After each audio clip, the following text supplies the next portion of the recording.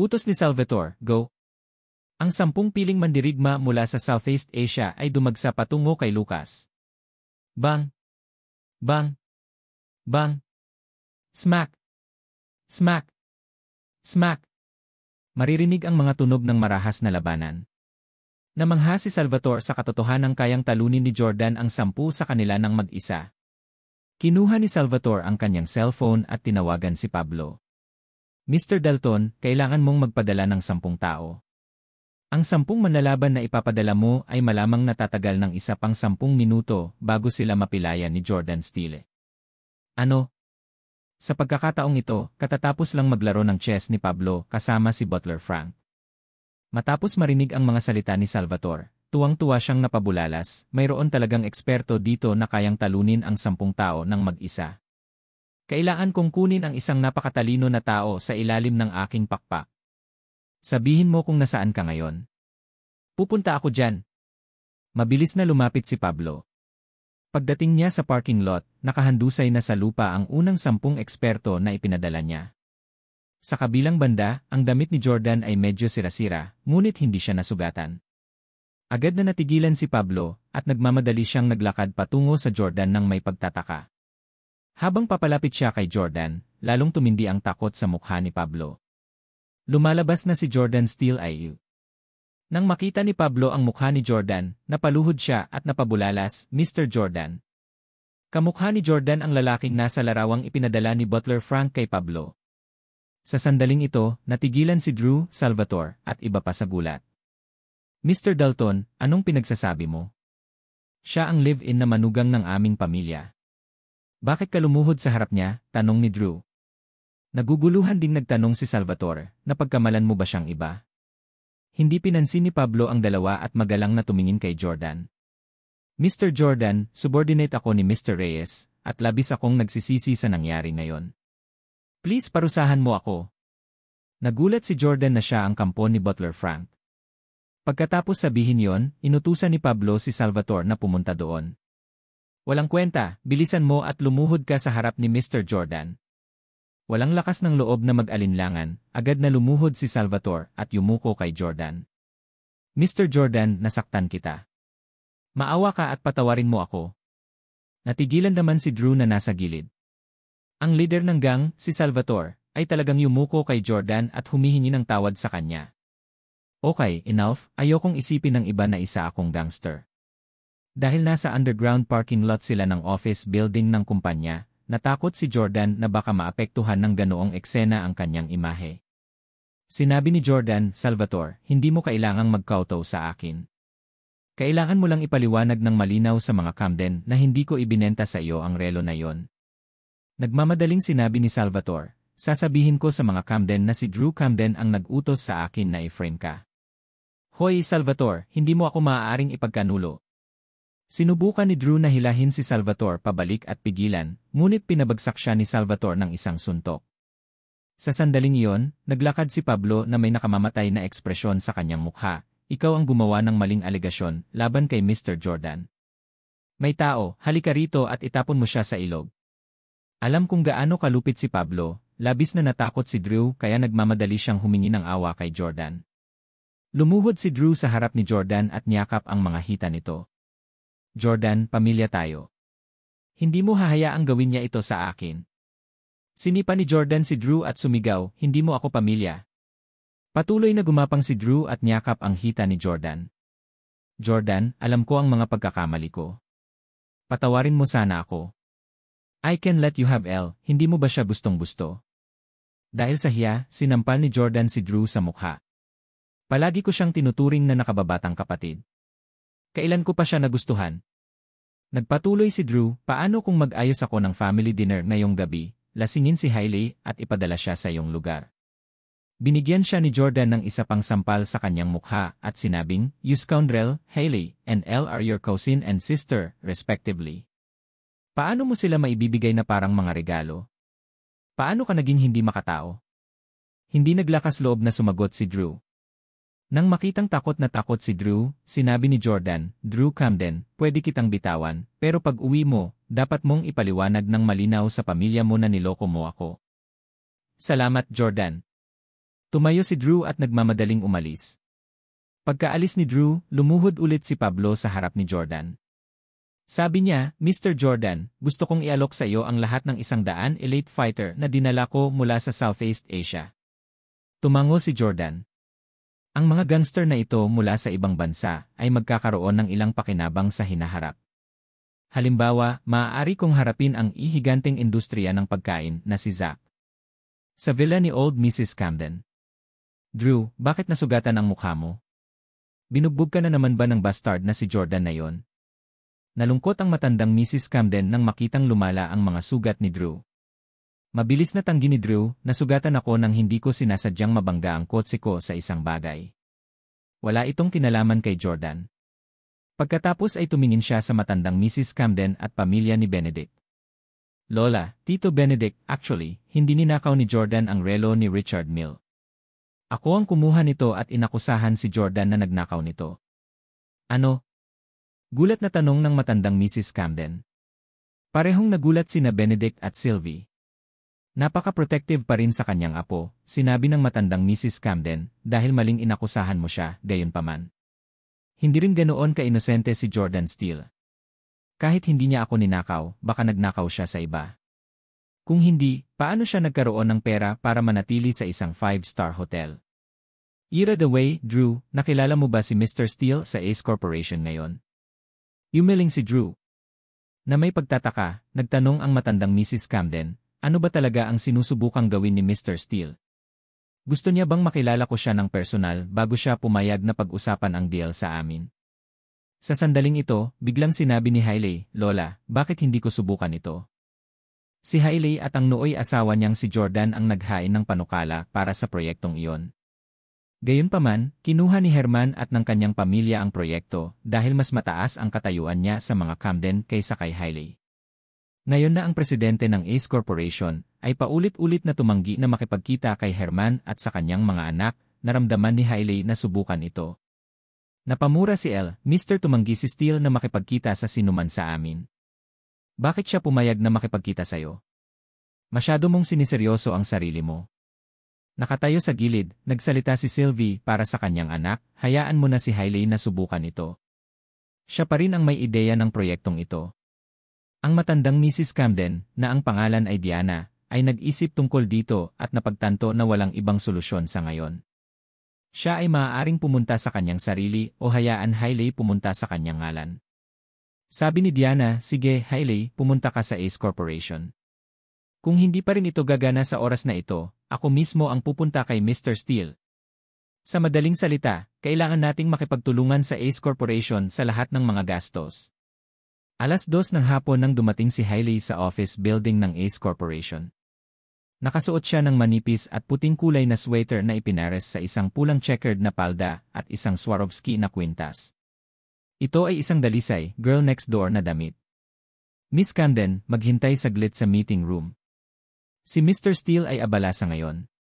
Dinala ni Ashley si Hailey sa meeting room at binuhusan siya ng isang basong tubig. Iyon talaga ang gusto ni Hailey dahil hindi siya mahilig uminom ng masalimuot na inumin. Ang paborito niyang inumin ay plain water na may pulot dahil sa kanyang palagay, ang pag-inom ng tubig ay ang pinakamahusay na paraan upang mapanatili ang magandang kutis at balat. Sa nakalipas na 3 taon, hihilingin niya kay Jordan na gawin siya ng isang tasa ng honey water tuwing umaga. Pagkatapos ng diborsyo, walang ibang pagpipilian si Hailey kundi ang gawin ito sa kanyang sarili. Sa tuwing gagawa siya ng tubig ng pulot-pukyutan, ito ay nagpapaalala sa kanya ng Jordan. Pumunta si Ashley sa opisina ng presidente, kung saan naroon sina Jordan at Victoria. Sabi ni Ashley, Mr. Steele, nandito na si Hailey Camden. Kinawayan ni Victoria ang kanyang kamay at pinaalis si Ashley. Nang makita niya ang maliwanag na pagbabago sa ekspresyon ni Jordan, nagtanong si Victoria, gusto mo ba siyang makita? Sinabi ni Jordan, dumating sina Herman, Elle, at Drew Camden para makipag-ayos sa kontrata ngayon, ngunit tumanggi akong makipagkita sa kanilang lahat. Kung tatalikuran ko rin si Hailey, tiyak na iisipin ng mga Camden na ginagawa lang natin silang kalokohan. Since we have decided to cooperate with them, ibigay natin sa kanila yung $11 million as agreed.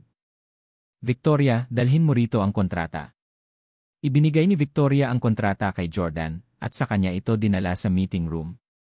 Nakita ni Jordan si Hailey sa sandaling binuksan niya ang pinto, at sa sandaling iyon ay naramdaman niya na parang isang habambuhay na ang nakalipas na huli silang nagkita. Pamilyar na pamilyar si Jordan sa outfit ngayon ni Hailey dahil ito ang paborito niyang outfit na madalas din niyang suotin sa bahay. Nagustuhan din ni Jordan ang hitsura niya nang suotin niya ang damit na iyon dahil napakalinis nito, tulad ng mahiyain at inosenteng estudyante sa kolehiyo noong una silang magkita. Kinailangan niyang aminin na hindi alintana kung kinasusuklaman niya siya ngayon o hindi, naakit siya sa kanyang hitsura at pakiramdam ng fashion. Ang kanyang kagandahan ay isang bagay na hindi kailanman maikukumpara ni Elle kahit gaano pa karaming damit ang suot niya. Gayunpaman, si Jordan ay hindi naroroon upang humanga kung gaano kaganda ang kanyang dating asawa. Kaya, pumasok siya sa silid, isinara ang pinto, at pagkatapos ay sinabi sa kanya, "Nandito ka." Tumango si Hailey Camden at sinabing, "Tiyak na abala si Mr. Steele, hindi ba? Hindi na yata niya ako makikilala agad. Maaari kang umupo at makipag-chat sa akin." Nakangiting sabi ni Jordan, "Wala akong dapat i-chat sa'yo." Pagkatapos ay inihagis niya ang kontrata sa mesa sa harap ni Hailey at sinabing, "Tingnan mo ang kontrata, at kung walang mali sa mga tuntunin, maaari mo lamang itong pirmahan. Ang halagang $11 milyong ay ibibigay sa bank account ng iyong kumpanya sa 3 magkakahiwalay na transaksyon sa loob ng 1 linggo." Nagulat si Hailey Camden, pumayag na ba si Mr. Steele? Naisip ko na kailangan niyang malaman ang higit pa tungkol sa proyekto bago siya maging handa na mamuhunan ng pera dito. Masayang binuksan ni Hailey ang dokumento, tanging ang mga salitang, "Hailey Residences," ay nakalimbag sa malalaking titik sa itaas ng unang pahina ng kontrata. Nagtatakang bulalas ni Hailey, "Hailey Residences. Paano naging pangalan niyon?" Napakapamilyar ni Hailey sa pangalang Hailey Residences. Mahigit 6 na buwan na ang nakalilipas, nagpasya si Jordan na pangalanan ang proyekto na Hailey Residences dahil nakaisip siya ng ideya ng proyekto para sa kanya. Kaya naman, syempre, gusto niyang ipangalan sa kanya ang proyekto. Naisip noon ni Jordan na kahit kalabanin siya ng mga Camden, gagamitin niya ang sarili niyang mga ari-arian para magtayo ng Hailey Residences kapag natapos na ang 3 taong assignment niya bilang live-in na asawa ni Hailey. Sinong mag-aakalang lolokohin siya ni Hailey mamaya? Gayunpaman, kahit na, nais ni Jordan na panatilihin ang pangalan ng proyekto. Malamig na sabi ni Jordan, "Bakit? Hindi mo ba gusto ito? Paanong hindi magugustuhan ni Hailey?" Sa hinaharap, ang pinakamayayamang pamilya sa lungsod ay titira sa mga residential property na ipinangalan sa kanya. Ipagmamalaki niya iyon. Gayunpaman, nang sabihin ni Hailey sa kanyang pamilya ang tungkol sa pangalan ng proyekto noong panahong iyon, tahasan itong tinanggihan ni Diana. Kasabay nito, tahasang sinabi ni Herman, hindi akma si Hailey Camden na ipangalan sa kanya ang proyekto. Sa sandaling ito, labis na tuwang-tuwa si Hailey na malapit na siyang mapaluha sa tuwa. She stood up and said, "Jordan, you must have begged Mr. Steele to give the project that name, right? Hindi ka sana lumuhod at nagmakaawa sa kanya, hindi ba?" Labis na naantig si Hailey, at alam niyang may kinalaman si Jordan dito dahil imposibleng marinig ng presidente ng Ace Corporation ang pangalang Hailey Residences. Sa unang pagkakataon sa 3 taon na ito, hinawakan ni Hailey ang kamay ni Jordan at sinabi sa malumanay na boses, "Salamat, Jordan." May masalimuot na emosyon si Jordan habang hinahawakan ang malalambot niyang mga kamay. 3 taon na ang nakalipas mula nang ikasal siya kay Hailey, ngunit hindi pa niya nahawakan ang kamay nito. Matapos hawakan ang kanyang kamay sa unang pagkakataon, nagulat siya nang malaman kung gaano ito kakinis at kalambot. Gayunpaman, itinulak niya ang kanyang mga kamay at sinabing, "Hindi, gusto lang ni Mr. Steele ang pangalang Hailey, kaya nagpasya siyang gamitin ito." Nang makitang tumatanggi si Jordan, umiti si Hailey at iginiit, "Siguro nakiusap ka ng husto kay Mr. Steele bago siya pumayag. Bakit mo tinatanggihan? Alam kong mahal mo pa rin ako." Ayaw nang pag-usapan ang tungkol dito, sinabi ni Jordan, "Cut it out, sign the contract." Nag-aalala rin si Hailey na baka bumalik siya sa sinabi niya. Kung magtagumpay siya sa kontrata, matutuwa ang kanyang lola sa kanya. Mabilis na pinirmahan ni Hailey ang kontrata at tinatakan nito ng opisyal na selyo ng Landmark Realty. Nadoble ang kontrata, kaya kinuha ni Jordan ang kanyang kopya at tumalikod para umalis. "Sandali lang. Tinawag ni Hailey si Jordan, "Natutuwa ako na nakiusap ka kay Mr. Steele na gamitin ang pangalang Hailey Residences. Paano kung i-treat kita ng tanghalian ngayon? Saan mo gustong kumain? Kumusta naman ang paborito mong restaurant na tinatawag na ano ito? Duck at noodles. Lumingon si Jordan at sinabing, hindi salamat, busy ako. Wala akong oras para mag-lunch kasama ka. Isa pa, chicken and noodles ang tawag sa lugar na yon, hindi duck. Ilang beses na kaming nakapunta doon pero hindi mo man lang matandaan ang pangalan ng restaurant. Parang hindi mo ako minahal ng lubusan. Kalokohan. Nawala na naman ang galit ni Hailey. Napakabait ko na pumunta sa isang nakakatakot na lugar kasama ka ng maraming beses. Kung ayaw mong mag-lunch, kalimutan mo na, I'll go for steak with Tyler. Buong lakas na tinulak ni Hailey si Jordan bago binuksan ang pinto para umalis. Pagbukas pa lang ni Hailey ng pinto, nagulat siya nang makitang nakatayo sa labas si Victoria. Miss Clark. Sa dati nilang pagkikita, isang mahigpit na sampal ang ibinigay ni Victoria kay Hailey sa kanyang mukha. Bagamat labis ang inggit at sama ng loob ni Hailey kay Victoria, nasa opisina siya ngayon ng kumpanyang pinagtrabahuan ni Victoria. Bukod dito, madalas silang magtutulungan sa hinaharap. Bilang isang miyembro ng isang prestihiyosong pamilya, si Hailey ay sapat na matalino upang tumuon sa mas malaking larawan. Miss Camden. Nakangiting tumango si Victoria kay Hailey. Pagkatapos ng simpleng bati ay mabilis na umalis si Hailey. Sa kabilang banda, mahigpit na hawak ni Jordan ang kontrata sa kanyang kamay na para bang pilit niyang pinupunit. Noon pa man ay iniisip ni Jordan na wala na siyang pakialam kay Hailey dahil naghiwalay na sila. Gayunpaman, nang marinig niyang sinabi niyang kakain siya ngayon ni Tyler, medyo hindi pa rin siya komportable.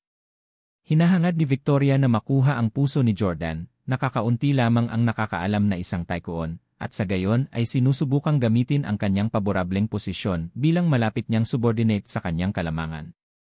Dahil pinuntahan siya ngayon ng dating asawa ni Jordan, natural na gustong malaman ni Victoria kung ano ang kanilang napag-usapan.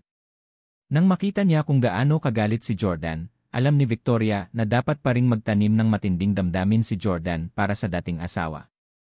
Naisip niya na malamang na magiging mahirap para sa kanya na samantalahin at pumasok sa pagitan nila anumang oras sa lalong madaling panahon. Malamang matagal pa bago niya masakop ang puso ni Jordan. Sinabi ni Victoria, kung nagalit sa iyo si Hailey Camden, maaari mo na lang sirain ang kontrata at magpasya na huwag makipagtulungan sa mga Camden. Unti-unting kumalas si Jordan sa kontrata at sinabing, hindi na ako babalik sa sinabi ko. Alam ni Victoria na si Jordan ay isang tao sa kanyang salita na sineseryoso ang kanyang mga pangako, na isa rin sa mga katangiang hinangaan niya sa kanya. Mr. Steele, hindi ko sinasadyang marinig ang usapan niyo sa kanya. Well, alam mo kung gaano ko kamahal ang pagkain, at lagi akong curious pagdating sa magagandang restaurant. Nasaan ang restaurant na yung binanggit ngayon? Pwede mo ba akong dalhin doon? Gusto ni Victoria na samantalahin ang pagkakataon na mapalapit kay Jordan habang naiinis siya kay Hailey. Alam niyang tiyak na hindi siya tatanggihan ni Jordan kung aayain niya itong kumain sa pagkakataong ito.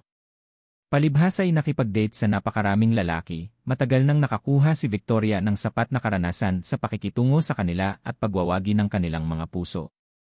Alam niya na ang mga lalaki ay pawang mapusok at mapaghiganti. Dahil ang lakas ng loob ni Hailey na sabihin na kakain siya sa ibang lalaki, tiwala si Victoria na tiyak na makakahanap si Jordan ng ibang babae na makakasama niya sa pagkain. Naman, tama ang hula ni Victoria. Ihahatid na kita doon, dahan-dahang sabi ni Jordan.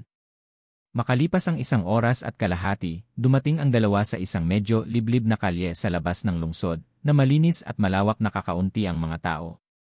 Maraming bakanting parking space sa gilid ng kalsada, kaya agad nilang naiparada ang sasakyan pagdating. Pagkababa, tinanong ni Jordan, hindi ito 5-star restaurant. Ordinaryo lang ito. Natatakot ako na hindi mo magugustuhan ang mga pagkain dito. Sabi ni Victoria na may maningning na ngiti, hindi tinutukoy ng presyo nito ang sarap ng pagkain. I really enjoy street food like hot dogs that cost a couple bucks each too. Mr. Steele, hindi ako spoiled brat na tumatangkilik lang sa mga mamahaling lugar. Ngumiti si Jordan. Masasabi niya na para magtagumpay, halos buong-buong umasa si Victoria sa sarili niyang mga talento sa halip na sa kanyang pamilya, at naisip niya na maraming paghihirap ang kanyang tiniis. Kakaiba nga siya sa karamihan ng magaganda at mayayamang babae. Nang sabay silang naglalakad patungo sa restaurant, biglang hinawakan ni Victoria ang kamay ni Jordan. Paumanhin, Mr. Steele, may malaking pudol ng tubig sa pasukan, natatakot ako Paliwanag ni Victoria. Oh. Naramdaman ni Jordan na hindi maganda na tanggihan siya, kaya hinawakan niya rin ang kamay niya, at sabay silang pumasok sa restaurant na parang mag-asawa. Naisip ni Jordan sa kanyang sarili, sa nakalipas na 3 taon, sinusubukan kong pumasok sa restaurant na ito kasama si Hailey, magkahawak kamay, ngunit tumanggi siyang hawakan ang kanyang kamay sa bawat pagkakataon. Ngayon, sa wakas ay nalaman ko kung ano ang pakiramdam ng hawakan ang kanyang kamay. Si Jordan ay hindi isang santo, ngunit isang ordinaryong tao na may damdamin din siyempre, gugustuhin niyang makasama si Hailey, lalo na't napakaganda nito at ang kanyang legal na kasal na asawa. Nais ni Jordan na makuha niya si Hailey, ngunit ang totoo ay kahit na si Tyler ay naging malapit na kay Hailey noon, ngunit hindi nagkaroon ng pagkakataon si Jordan. Mr. Steele, sinasaktan mo ako, paalala ni Victoria. Mahigpit na pala ang hawak ni Jordan sa kamay ni Victoria na nagdudulot sa kanya ng sakit. Nagmamadaling nawalan ng ulirat si Jordan at humingi ng tawad, I'm sorry. Victoria, tawagin mo na lang ako sa pangalan ko kapag wala tayo sa opisina. Pagkapasok sa restaurant, umorder si Jordan ng signature dish, chicken noodles, at ilan pang ulam. Pagkatapos ay nagpatuloy na sila sa pag-upo. Pagkaupo, napagtanto ni Victoria na nanatiling tahimik si Jordan na may mabagsik na ekspresyon sa mukha. Tanong niya, Jordan, ano ang nasa isip mo? Parang wala ka sa uri. Nagbuhos si Jordan ng isang basong tubig at sinabing, wala lang. Habang humihigop siya sa tubig, tumingin si Jordan sa labas ng bintana. Naisip niya, dapat nag-enjoy si Hailey Camden sa candlelit dinner kasama ang hamak na si Tyler Collins, ha? Siguro dapat kong ipaalis kay Pablo ang miyembro ni Tyler Collins. Naisip nga ni Jordan na gawin yon, ngunit ang may kasalanan ay si Hailey, at kahit na hindi niya ito niloko kay Tyler, niloko niya ito sa ibang lalaki. Kapag nagpa siya ang isang babae na maging taksil sa kanyang asawa, hindi siya mapipigilan.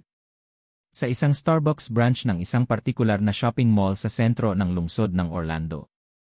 Rachel, nandito na ako. Si Hailey ay nakaupo sa tabi ng bintana, at kumaway siya sa kanyang matalik na kaibigan, si Rachel Quinn. Hindi niya talaga niyaya si Tyler na kumain, at sinabi lang niya yon kay Jordan dahil gusto niyang magalit ito. Hindi nag-iisa si Rachel. May isang gwapong binata sa tabi niya na halos 20 years old pa lang. Sa taas na higit sa 1.8 metro, siya ay mabait at kasinggaling ng mga hottest young male celebrity. Nakahawak si Rachel sa braso niya habang naglalakad. Ito si Hailey. Umupo si Rachel at pinakilala si Hailey sa hunk. Napakagalang niya habang binati, nice to meet you, Hailey.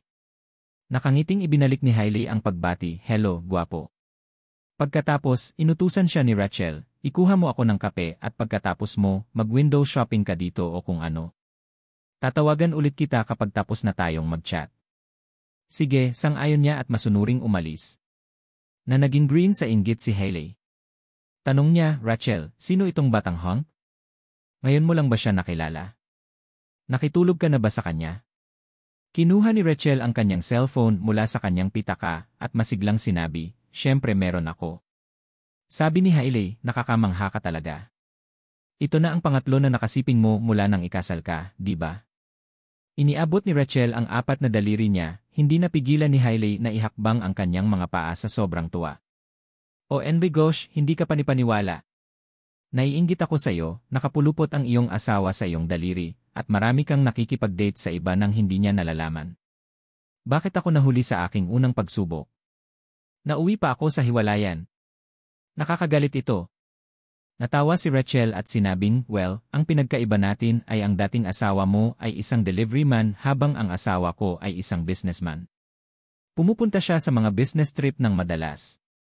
Bihira siya sa bayan.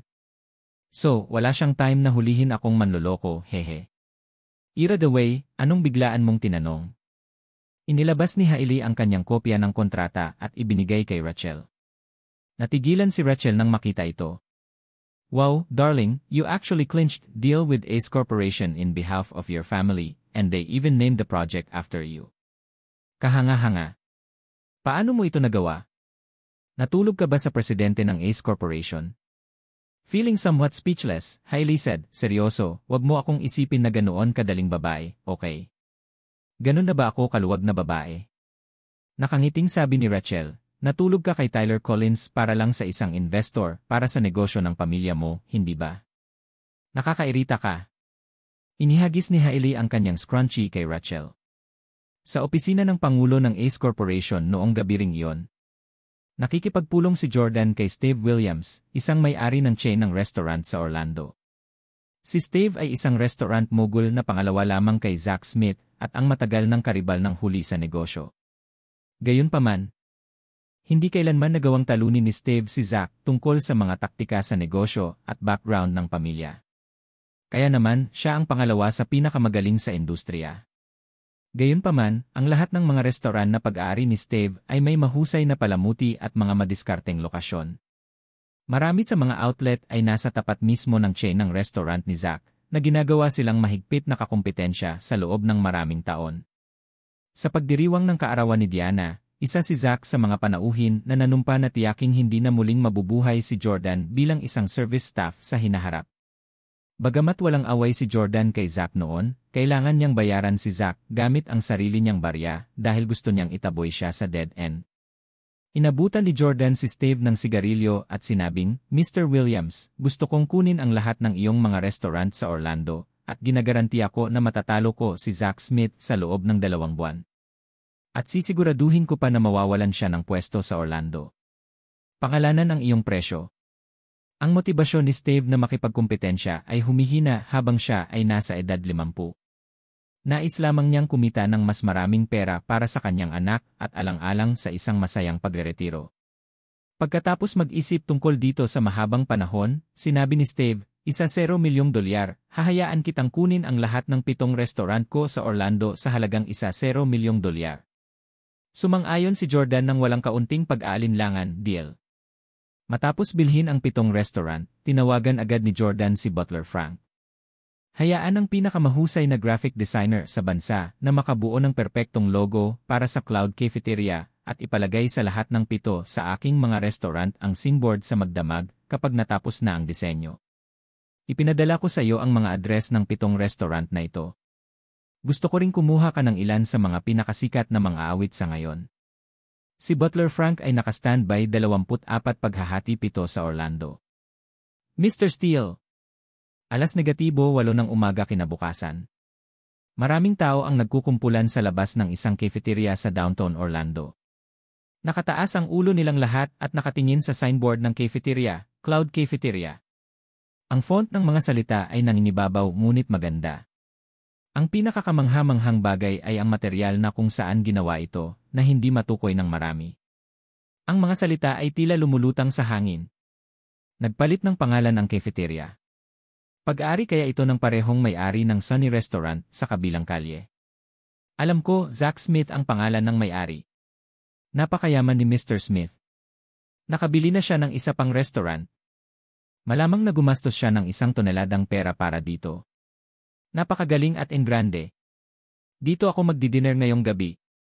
Sa sandaling ito, ang isang Mercedes-Benz sedan ay mabagal na pinaandar, at si Zach Smith, ang nangungunang restaurant mogul ng Orlando, ay nakaupo sa backseat.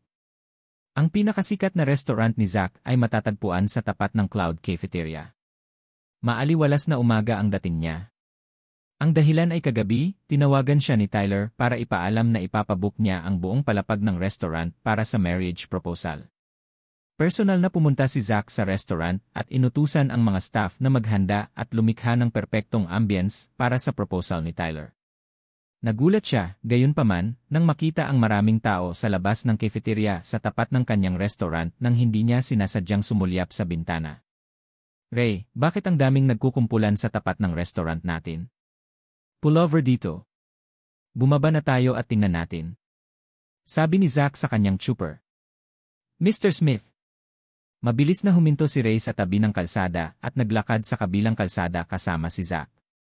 Hindi nagtagal ay nakilala ng maraming tao si Zach bago siya nakarating sa cafeteria. Uy, hindi ba ito si Mr. Smith? Mr. Smith, talagang kahanga-hanga ka.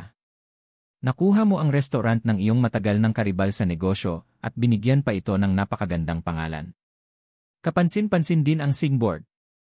Tumingala si Zack at sa wakas ay nakita niya ang singboard na tila lumulutang sa air. Ano? Laking gulat ni Zack dahil ang pangalan ng cafeteria ay pinalitan ng isang katulad na tema sa kanya. Ito ba ay isang pagtatangka na gamitin ang aking tatak para sa katanyagan? O may balak ba silang kalabanin ako? Habang gulat na gulat si Zack, lumabas ang isang waiter sa Cloud Cafeteria na may hawak na singboard na nakalagay sa entrance. Mabilis na lumapit ang karamihan ng mga manonood para tingnan ito. Ito ang lineup ng programa ngayong linggo para sa Cloud Cafeteria.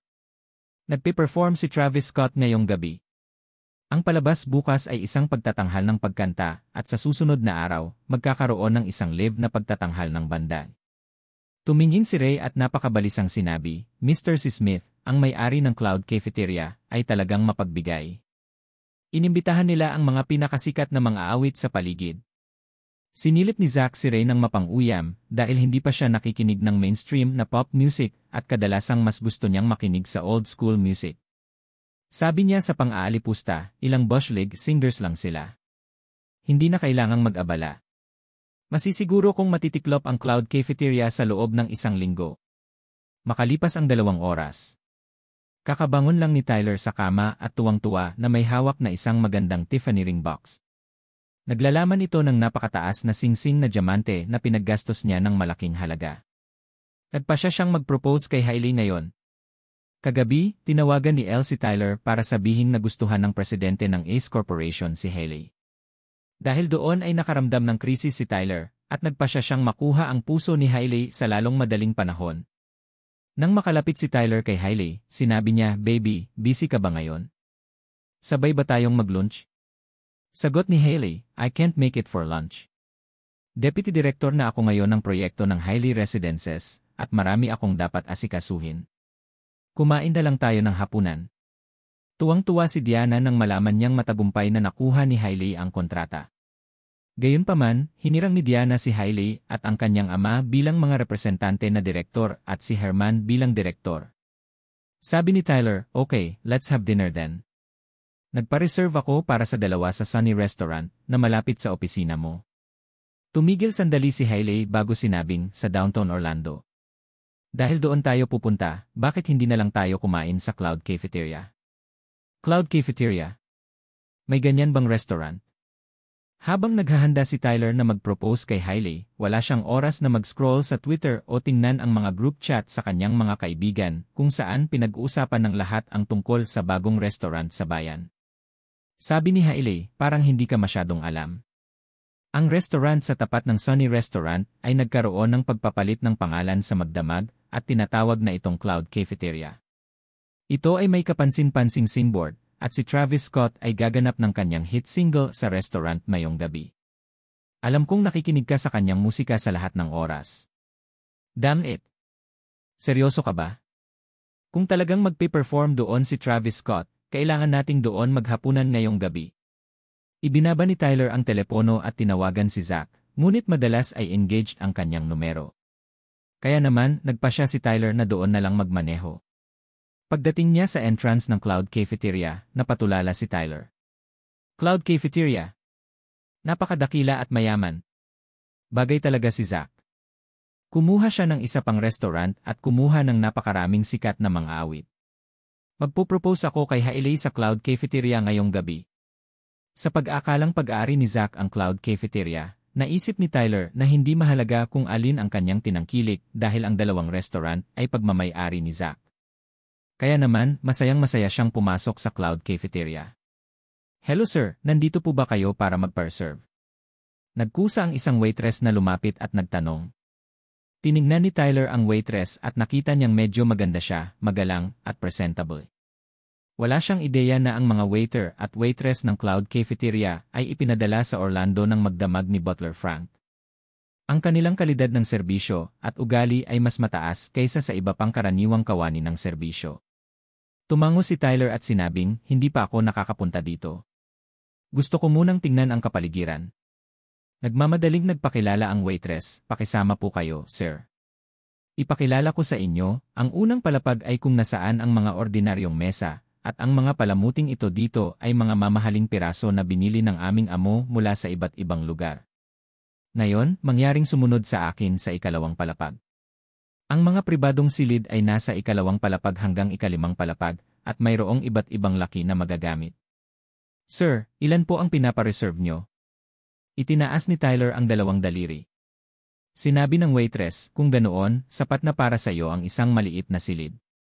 Gayunpaman, napangiti si Tyler at napabulalas, maliit na kwarto. Ha, babae, balak kong i-book ang buong palapag. Saka binigyan ko na ng deposito ang amo mo. Ha? Hindi ko narinig na binanggit niya ang ganoong bagay, gulat na tanong ng waitress. Tumatanggap pa rin sila ng mga reservation sa ngayon, kaya tiyak na ipaalam sa kanila ng amo kung may nag-book ng buong floor. Sabi ni Tyler, pwede mong tawagan ang boss mo para kumpirmahin. Ang pangalan ko ay Tyler Collins. CJ. Agad diniyaw ng waitress ang phone number ni Jordan. Sabi niya, Mr. Steele, mayroong isang lalaki na nagngangalang Tyler Collins na nagsasabing nag-book siya ng isang palapag ng aming restaurant. Nabanggit din niya na binigyan kanya ng deposito. Totoo ba yun? Walang ganyan. Sabihin mo sa kanya na magwala. Galit na sagot ni Jordan nang marinig ang pangalan ni Tyler. Binaba ng waitress ang tawag at nakangiting tumingin kay Tyler. Sir, baka nagkakamali ka. Hindi tinanggap ng aming boss ang iyong deposito. Please umalis ka na. Bagamat sinabihan siya ni Jordan na sabihin kay Tyler na magwala, isa lamang itong service staff at hindi nangahas na maging basto sa kanya. Ano? Ang hamak na si Zach Smith ay hindi sinusubukang bumalik sa kanyang salita, hindi ba? Mukhang nahihiya si Tyler. Sabi ng waitress, hindi si Zach Smith ang pangalan ng boss namin. Noon lang napagtanto ni Tyler na hindi kay Zach ang cloud cafeteria. Sa sandaling ito, tumawag si Zach at nagtanong, Mr. Collins, I'm so sorry, ngayon lang ako naging busy. Ano ang tawag mo sa akin? Mangyaring makatiyak na set up ko na ang lugar para sa iyong panukala. Darating ka ba sa hapon o gabi? Sinimulan na ni Tyler ang paghimas at paghimas. Mr. Smith, natatakot ako na hindi ako makakarating. I'm really sorry, biglang gusto ng girlfriend ko mag-dinner sa ibang lugar. Bahagyang nadismaya, sinabi ni Zach, sige, ibabalik ko sa iyo ang deposito. Pagkababa, nakangiting tiningnan ni Tyler ang interior design ng cloud cafeteria. Natuklasan niya ang isang artipisyal na batis sa gitna ng ikalawang palapag at magagandang talulot na umaagos sa ibabaw ng tubig. Nagkaroon din ng private room. Maaaring buksan ang bubong ng silid upang gawin itong open-air dining space. Lumapit si Tyler at sinabing, magandang lugar ito. Kukunin ko. Sabi ng waitress, paumanhin, sir, pero may customer na nag-book ng kwartong ito sa halagang $15,000 dahil may singer na magpe-perform dito ngayong gabi, kaya magastos. Ang paggastos ng $15,000 sa isang reserbasyon para sa isang pagkain sa isang restaurant ay itinuturing na mahal, ngunit ang $15,000 ay money para kay Tyler. Kinuha ni Tyler ang isang $1,000 na gift card mula sa kanyang wallet at ibinigay ito sa waitress. Ibigay mo sa akin ang numero ng customer na yon. Noong 7 pinaandar ni Tyler ang kanyang ESRI 7 series sa restaurant at ipinarada ang kanyang sasakyan sa parking lot na binili ni Jordan. Saka siya pumasok kasama si Hailey. Sa oras na ito, siksikan na sa mga tao ang una hanggang ikalimang palapag ng cloud cafeteria. Sa kabaligtaran, walang tao sa Sunny Restaurant dahil ang lahat ng mga parokyano ay nagpasya na pumunta sa cloud cafeteria sa halip. Makapangyarihan ang impluensya ng isang sikat na mga awit. Dumating sina Tyler at Hailey sa ikalawang palapag. Itinuro ang partikular na lugar, sinabi ni Tyler, Hailey, gumastos ako ng $70,000 para i-book ang upuang ito. Magpe-perform dito mamaya ang singer. Kung ito ay isang konsyerto, ito ay maituturing na isang upuan ng VIP. Sabi ni Hailey, masyadong gastador ang paggastos ng $70,000 para sa isang pagkain, di ba? Nakaugalian ni Hailey na kakaunti ang pagkain sa hapunan dahil natatakot siyang tumaba siya kapag siya ay kumain ng sobra. Tumawa si Tyler at sinabing, ang $70,000 ay parang $9 sa amin. Hahaha, wag kang mag-alala. Nang marinig ni Tyler ang pagyayabang tungkol sa kanyang kayamanan, ngumiti si Hailey at sinabing, kahit mayaman ka, hindi mo dapat sayangin ang iyong pera ng ganoon. Sabi ni Tyler, pagkatapos nating ikasal sa hinaharap, hahayaan kitang hawakan ang mga pitaka at pamahalaan ang daan-daang milyong halaga ko sa mga asset, okay? Hindi napigilan ni Hailey na umasa nang marinig niya ang mga salitang daang milyon. Sa sandaling ito, dumating din sa palapag na ito sina Jordan, Victoria, at Ashley. Hoy, Jordan, Miss Clark, at Miss Rose, nagkataon lang. Nakangiting bati ni Tyler sa kanilang tatlo nang makita sila. Nagpalitan ang mga tingin sina Jordan at Hailey nang hindi bumabati, na parehong nakakaramdam ng awkward. Tanong ni Tyler, Miss Clark, saang kwarto kayo pupunta? Sumagot si Victoria, 307. Napakunot ang noo ni Tyler nang marinig iyon. Third floor. Hindi magiging maganda ang view ng performance mula sa posisyong iyon. Gumastos ako ng $70,000 sa pribadong silid sa gitna. Miss Clark, bakit hindi mo kami samahan sa performance mamaya? Umisi si Victoria at sinabing, ayos lang. Doon kami ni Jordan nagplano noong una, pero hindi ko gusto ang kantang ipe-perform ni Travis Scott, kaya napagpasyahan naming umakyat sa itaas. Bilang may-ari ng restaurant, natural na may priority si Jordan na pumili. Ang pribadong silid na pinaghirapan ni Tyler para i-book ay ang talagang ayaw ni Jordan na kumain. Katulad ni Victoria, hindi interesado si Jordan sa kanta na gagawin ngayong gabi. Gayunpaman, isa ito sa pinakamainit na hit ngayon.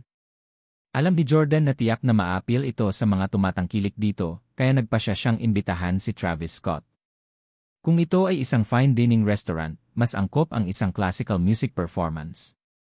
Parte talaga yon ng plano ni Jordan. Magtatayo siya ng hanay ng mga food establishment mula sa mga karinderya na kinagigiliwan ng mga tao hanggang sa fine dining at mga restaurant na naghahain ng mga internasyonal na lutuin. Nais ni Jordan na monopolyo ang industriya ng pagkain ng Orlando. Sa oras na ito, naalala ni Hailey ang huling pagkakataong tinulungan siya ni Jordan at naisip niya na mahal pa rin siya nito. Sinabi niya kay Jordan, Jordan, maaari kang sumama sa amin dito sa pagtatanghal mamaya. Hindi inaasahan ni Tyler na imbitahan ni Hailey ang dating asawang si Jordan sa silid at tiyak na ayaw niyang sumama sa kanila si Jordan. Gayunpaman, siya ay nagpanggap na magnanimous. Jordan, malamang na hindi ka pa naging malapit sa isang rapper sa isang live na pagtatanghal. I'll do you a favor and let you take a photo with Travis after the performance para maipakita mo ito sa Instagram. Haha. Si Tyler ay isang ignorante na tanga na hindi man lang alam na si Jordan pala ang nag-imbita sa rapper. Hindi pinansin ni Jordan si Tyler at sinabi kay Hailey, okay lang, mag-enjoy kayo. Pagkatapos niyang sabihin iyon ay umakyat na siya sa taas. Pagdating pa lang nila sa room 307, isang middle-aged na lalaki na parang mga 40 years old ang lumakad papunta sa kanila. Hoy, Miss Clark! Nagkataon lang. Parang kilala ng lalaki si Victoria. Medyo nagulat din si Victoria. Ikaw pala Mr. Cruz. Dito ka rin ba mag-dinner? Naalala ko na madalas kang kumakain sa Sunny Restaurant. Kilala ni Victoria si Mr. Cruz, isang malapit na kaibigan ni Zach, at madalas siyang kumakain sa restaurant ni Zach. Sinabi ni Mr. Cruz, bueno, pinipilit ng anak ko na panoorin si Trey Scott o kung sino man yon mag-perform, kaya pinapunta niya ako rito. Napangiti si Victoria. Naniniwala siya na marami sa mga tumatangkilik ngayong gabi ay mga taong pinilit na maghapunan dito ng kanilang mga anak. Ang dahilan ay, karamihan sa mga teenager at kabataan na gustong makinig kay Travis Scott ay hindi kayang mag-book ng pribadong kwarto o kumain sa restaurant na ito. Bukod pa rito, karaniwan na para sa mga magulang na pasayahin ang kanilang mga anak sa mga araw na ito na karaniwang pagbigyan ang mga kahilingan ng kanilang mga anak at dalhin sila saan man nila gusto. Kaya naman, pinili ni Jordan na mag-imbita ng isang mga awit na sikat sa mga kabataan at hindi mga nasa katanghaliang gulang. Sinulyapan ni Mr. Cruz si Jordan sa tabi ni Victoria at nagtanong, sino ito? Tinignan ni Victoria si Jordan na ang pagkakakilanlan bilang presidente ng kumpanya ay inilihim pa rin sa publiko at alam lamang ng mga C-level executive ng mga kasosyong kumpanya. Kaya naman, hindi nangaha si Victoria na ipakilala siya. Nang makita ito, inakbayan ni Jordan ang mga balikat ni Ashley at sinabing, boyfriend ako ni Ashley. Nambola at nagulat si Ashley na muntik na siyang mapatalon at tumalon sa yakap ni Jordan. Sana patuloy akong hawakan ni Mr. Steele ng ganito. Gustong-gusto ni Ashley na ipin si Jordan sa ilalim niya sa sandaling ito. Pagkakita sa gesture na yon, tumawa si Mr. Cruz at sinabing, "So boyfriend siya ni Ashley, I see." Masasabi kong mahal na mahal ni Miss Rose ang isa't isa. Matapos magpalitan ng ilan pang kasiyahan, pumasok si Jordan at ang dalawang babae sa loob ng pribadong silid at isinara ang pinto. Malaki ang self-awareness ni Ashley at hindi na niya inisip ang sarili bilang girlfriend ni Jordan. Kaya naman, agad niyang binuhusan ng tubig sina Jordan at Victoria nang makapasok sila. Sinabi ni Victoria na puno ang lahat ng upuan sa Cloud Cafeteria ngayon at halos puno na ang mga reservation slot para sa natitirang bahagi ng linggo. Samantala, wala pang 20 customer ngayon sa restaurant ni Zach Smith sa tapat namin. Ang ilan sa kanila ay maaaring mga kaibigan niya na inimbitahan niya. Nagtaas din ang braso si Ashley at napabulalas, "Mr. Steele, ang galing mo. Natalo mo ng lubusan si Zach Smith at monopolyohin mo ang industriya ng restaurant ng Orlando." Nakatingin sa kaibig-ibig na gawin ni Ashley, ngumiti si Jordan at saka sinabing, "Ang Sunny Restaurant ang may pinakamasiglang negosyo sa lahat ng restaurant sa ilalim ni Zach Smith. Kailangan ko lang paalisin ang restaurant na ito at wala nang dapat ikatakot pa." Kinuha ni Jordan ang kanyang baso ng tubig at inalala ang pagiging dominante at mapagpakumbaba na ugali ni Zach sa piging ng kaarawan ni Diana noong isang araw. Sabay lagok ng tubig. Tignan natin kung sino ang masisira ang kanyang karera at kabuhayan. Hindi nagtagal, 8:08 na ng gabi, na siyang oras para isagawa ang hit, si Commode. Sa panahong ito, lahat ng mga bisita sa mga pribadong silid mula sa pangalawa hanggang sa ikalimang palapag ay umalis sa kanilang mga silid at tumayo sa labas upang panoorin ang pagtatanghal. Sa loob ng room 307. "Gusto mo bang lumabas at manood ng performance?" tanong ni Victoria kay Jordan. Nag-aalala siyang hindi magugustuhan ni Jordan na makita sina Tyler at Hailey dahil kumakain sina Tyler at Hailey sa parehong lugar kung saan ginaganap ang kanta. Sabi ni Jordan, "Siyempre, ako ang amo ng lugar na ito. Kahit na hindi ko gusto ang musika, kailangan ko pa ring lumabas doon at tingnan kung ano ang reaksyon ng mga manonood sa pagganap. Tara, labas tayo." Lumabas din ng kwarto sina Jordan, Victoria at Ashley. Hindi nagtagal ay lumitaw ang rapper sa ikalawang palapag at agad itong nagdulot ng malaking kaguluhan. Pagkatapos ng maikling pagbati sa ilang mga tagahanga, mabilis siyang nagsimulang mag-perform. Marami sa mga customer sa restaurant ang nagsimulang maghiyawan sa taas ng kanilang mga baga sa sandaling magsimula ang intro. Dahan-dahang nagsimulang mag-perform ang rapper. Palubog na ang araw, sobrang lamig. Nagsimulang mag-chorus ang audience pagkatapos kantahin ang unang linya ng lyrics. Sina Tyler at Hailey ay kumanta rin ng katabi nila ang rapper. Sumisigaw si Tyler, "Masarap bang maging malapit sa isang celebrity?" Tumanggol ng husto si Hailey. "Ang sarap magkaroon ng pera, haha." "Tama, ang pagiging mayaman ay kahanga-hanga. Ako ang perpektong asawa, hahaha." Habang sarap na sarap, sinamantala ni Tyler ang pagkakataong iyakap ang kanyang braso sa balikat ni Hailey na hindi naman pinabulaanan ng huli. Sa sandaling ito, napansin ni Victoria na humigpit ang hawak ni Jordan sa rehas ng ikatlong palapag. Bumaba ang tingin niya kay Tyler at Hailey at agad na naunawaan ang nangyayari. Iniabot ni Victoria ang kanyang kaliwang kamay at inilagay ito sa kanang kamay ni Jordan. Pinahid niya ito ng ilang mahina at sinabing, "Kung ayaw mo silang makita, maaari mong sabihin sa kanila na umalis na sila." Si Jordan ang may-ari ng lugar na ito, kaya syempre, may karapatan siyang gawin yon. Napabuntong hininga si Jordan at sinabing, kahit na hindi sila masyadong nakaka-touch-feely dito, gagawin nila ito sa ibang lugar. At the end of the day, hindi pa rin ako tuluyang nakaka-get over sa kanya. Kung tutuusin, 3 taon nang minahal ni Jordan si Hailey, kaya halatang hindi ito madaling bitawan ng ganun-ganun lang. Nakaranas din si Victoria ng katulad na karanasan. Hinulaan niya na si Jordan ay malamang naabutin ng higit sa 1 taon upang mabawi si Hailey. Sa sandaling ito, ang boses ng rapper ay biglang hindi marinig at tanging ang background music lamang ang maririnig. Nagsimula nang magpanik ang rapper habang panay ang pagtap sa mikropono.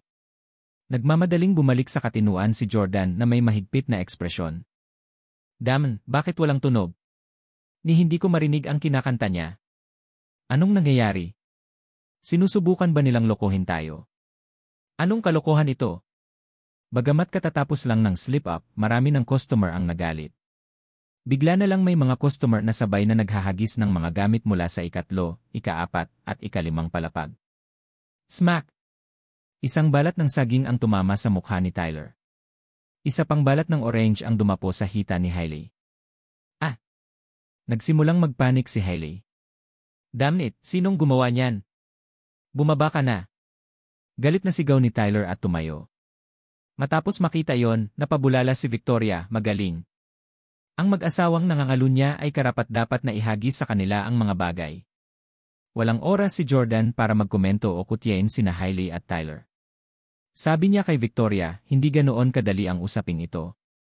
Ang mikropono na ginamit niya ay ang pinakamahusay na kalidad at walang dapat magkamali. Malamang na napalitan na. Nataranta si Victoria at nagtanong, ibig mong sabihin, may sadyang gumawa ng slip-up na ito. Sa tingin mo ba si Zach Smith yon? Napatingin si Jordan sa mga bisita sa itaas.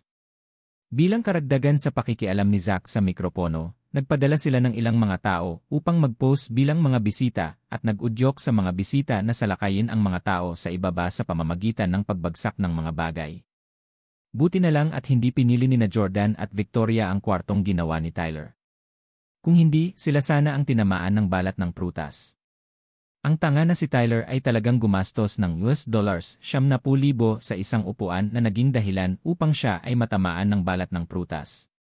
Gayunpaman, ang kuponan ng pamamahala ng restaurant ng Jordan ay ang nangungunang sa bansa. Nang makitang may mali sa mikropono ay agad nilang pinalitan ito. Ang rapper ay nagsimulang magtanghal ng kanta ng paulit-ulit mula sa simula at lahat ay nagchorus kasama, ganap na nakakalimutan ang tungkol sa slip-up. Pagkatapos ng pagtatanghal, nagpalakpakan ang lahat sa kasiyahan. Salamat sa lahat, mangyaring tamasahin ang iyong hapunan at ang natitirang bahagi ng iyong gabi, paalam. Aalis na sana ang rapper dala ang mikropono. Sa sandaling ito, kinuha ni Tyler ang mikropono mula sa rapper at bumulalas sa mga customer sa itaas. Sandali lang kayong lahat, huwag na kayong bumalik sa mga kwarto nyo. Mayroon akong mahalagang bagay na nais kong masaksihan niyong lahat. Sa Cloud Cafeteria. Ang mga bisita sa ikalawa hanggang ikalimang palapag na nagplanong bumalik sa kanilang mga pribadong silid pagkatapos manood ng pagtatanghal ay napalingon nang magsalita si Tyler. Kumulot din ang noo ni Jordan at tumingin sa second floor. Ilang staff na nakasuot ng uniforme ng Joy Balloons ang biglang sumulpot sa tabi ni Tyler at tinungo ang pribadong silid kung saan naroon sina Tyler at Hailey na may hawak na mga makukulay na lobo. Mayroong maraming mga lobo na may tema sa paligid ng mga kulay na puti, rosas, at pula. May ilang tao sa kabilang bahagi ng silid na may dalang mga kahon ng mga talulot ng rosas na kanilang ikinalat sa lupa.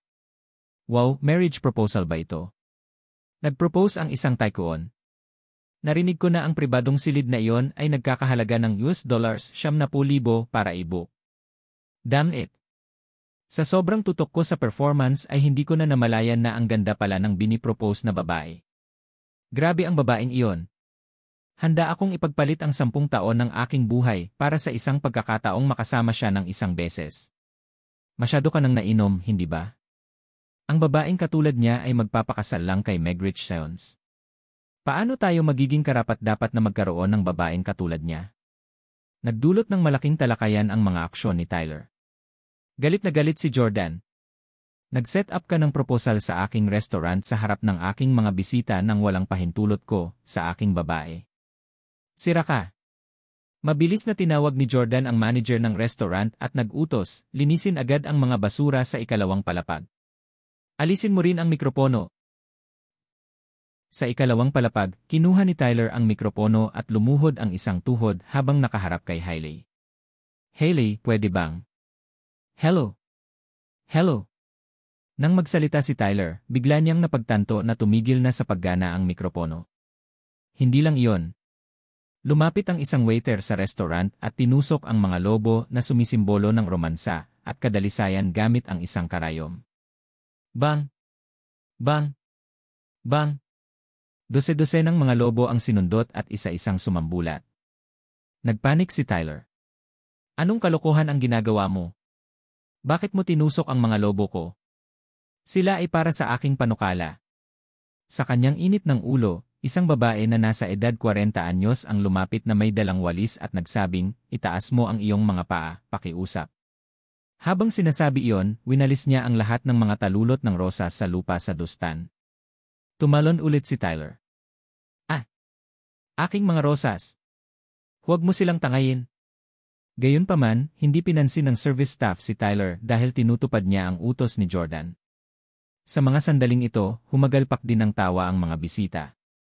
Hahaha, ang punk na ito ay may isang romantic marriage proposal na lahat ay naplano, ngunit sino ang nakakaalam na ang kanyang plano ay masisira ng mga kawani ng serbisyo ng restaurant?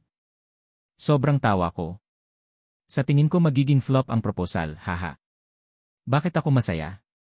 Bagamat hindi tayo karapat-dapat sa magandang babaeng iyon, ayoko lang na ang gayong kaakit-akit na kagandahan ay makasal sa isang masamang supling. Nagtawanan sandali ang mga bisita at saka bumalik sa kani-kanilang private rooms. Nang makitang nasira ang proposal setup at umalis na ang mga nanonood, nagalit si Tyler. Tumahol siya, palabasin ang may-ari ng restaurant na ito. Damn it, kilala niya ba kung sino ako? Ako si Tyler Collins. Sabihin sa kanya na alamin ang tungkol sa katayuan ko sa Orlando. Noong una ay walang balak na pansinin sila ni Jordan. Gayunpaman, dahil gusto siyang makita ni Tyler, nagpasya siyang bumaba mula sa ikatlong palapag. Habang nasa bulsa ang kanyang mga kamay, sinabi ni Jordan kay Tyler, ano ang pinag-ingay mo? Kung ayaw mong ituloy ang pagkain, magwala ka na lang. Huwag mong istorbohin ang mga customer ko. Hindi pa naiintindihan ni Tyler kung ano ang ibig sabihin ni Jordan. It's none of your business. Umalis ka sa daan. Gusto kong makita ang may-ari ng restaurant na ito. Ako ang may-ari ng restaurant na ito. Mariing bulalas ni Jordan. Ano? Parehong natigilan sina Tyler at Hailey. Parehong natatawa sina Victoria at Ashley habang nakatayo sa likod ni Jordan. Natawa din si Tyler.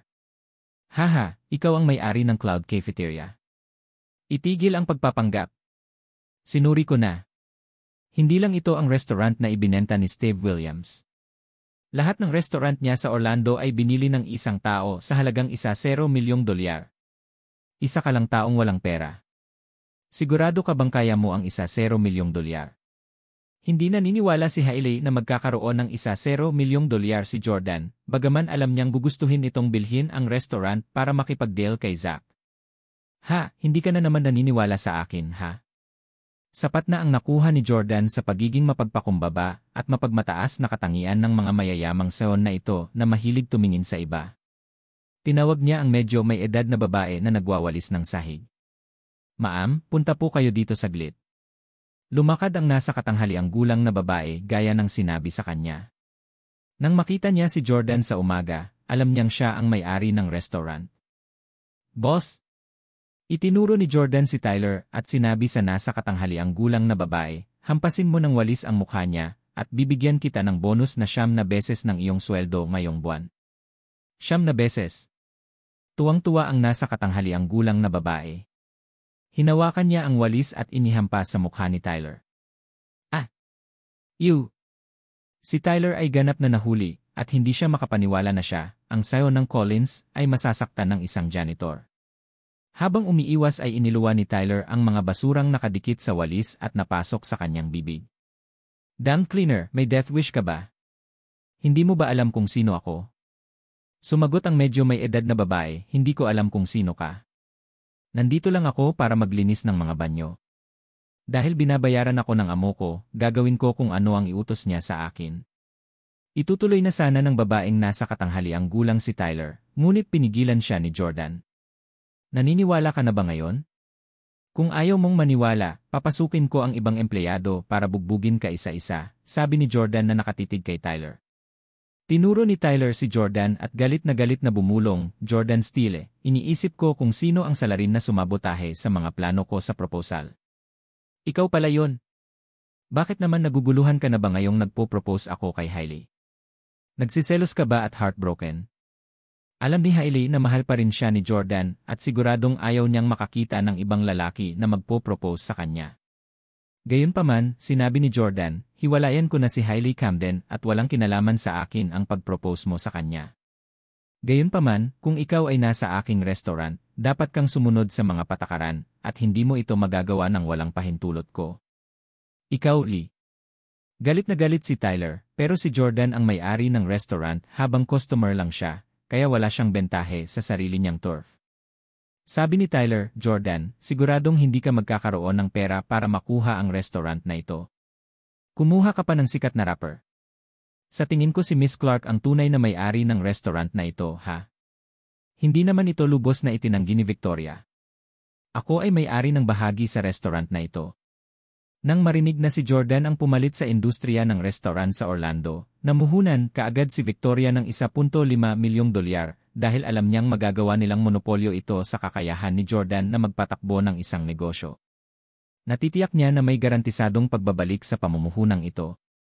Malamig na yumuko si Tyler at sinabing, Miss Clark, ikaw na siguro ang pinakamalaking shareholder habang maliit lang ang shares ni Jordan Steele, di ba? Jordan Steele, malamang 1% lang ng shares ang pagmamay-ari mo. Ano ang ipinagmamalaki mo? Sa sinabi ni Tyler, may kinuha siyang Tiffany box sa bulsa at binuksan ito para kumuha ng diamond ring. Sa sandaling nakita ni Hailey ang diamond ring, laking gulat niya dahil sapat na ang kulay, linaw, at kalidad ng diamond ring para mabaliw ang sinumang babae. Masiglang sabi ni Tyler, ito ay isang 3-carat diamond ring na nagkakahalaga ng higit sa $600,000. Kahit habang buhay kang magtatrabaho bilang bodyguard, hindi mo kayang ibigay ang isa kay Hailey. Ngayon, gagamitin ko itong brilyante na singsing para mapagtagumpayan ang babaeng minahal mo sa loob ng 3 taon. Pagkasabi nun ay tumingin si Tyler kay Hailey habang nakaluhod. Hailey, pakasalan mo ako.